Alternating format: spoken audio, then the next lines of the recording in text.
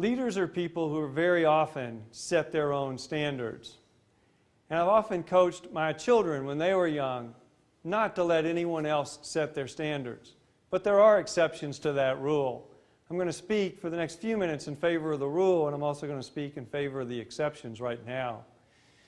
There are times when it's important to let others help you set your standards. There may be a teacher or a coach. There may be someone, a mentor, who actually thinks you can do better than you think you can do at the moment. It might be a coach that thinks you can run a little faster, hit a golf ball a little further, sink a basketball shot from a little farther out, work harder, do better on a test than you think you could do.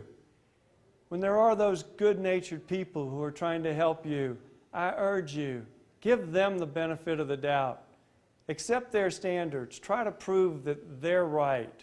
Try to prove that you're going to reach their standards because you can.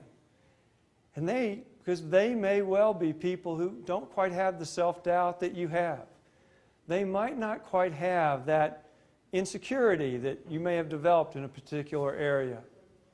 And so let those people help you set your standards if they always set them a little higher than you would.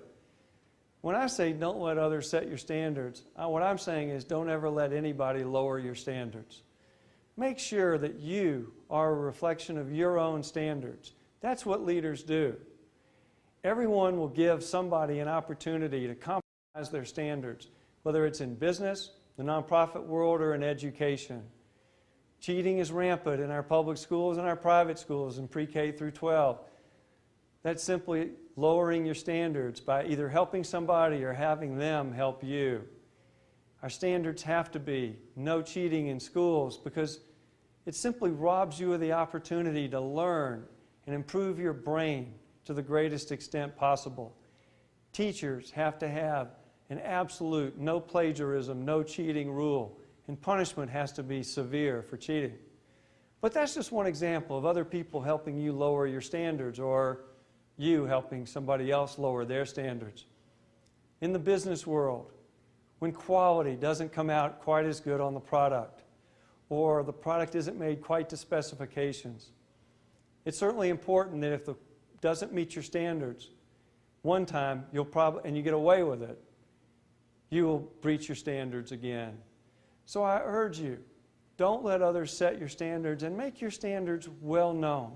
Make your goals also be a function of your standards.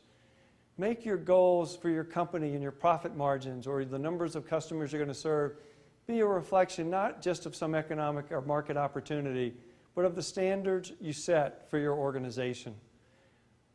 It is my prediction that those organizations and individuals with the highest standards will be the ones who are called upon to lead, for whom profits will flow. And it'll be those people who really we call the most successful people, both in the United States and in all countries in the world.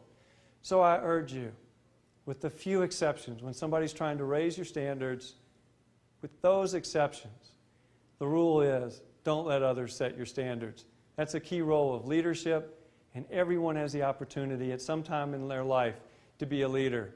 So please stay true to that standard. Thank you.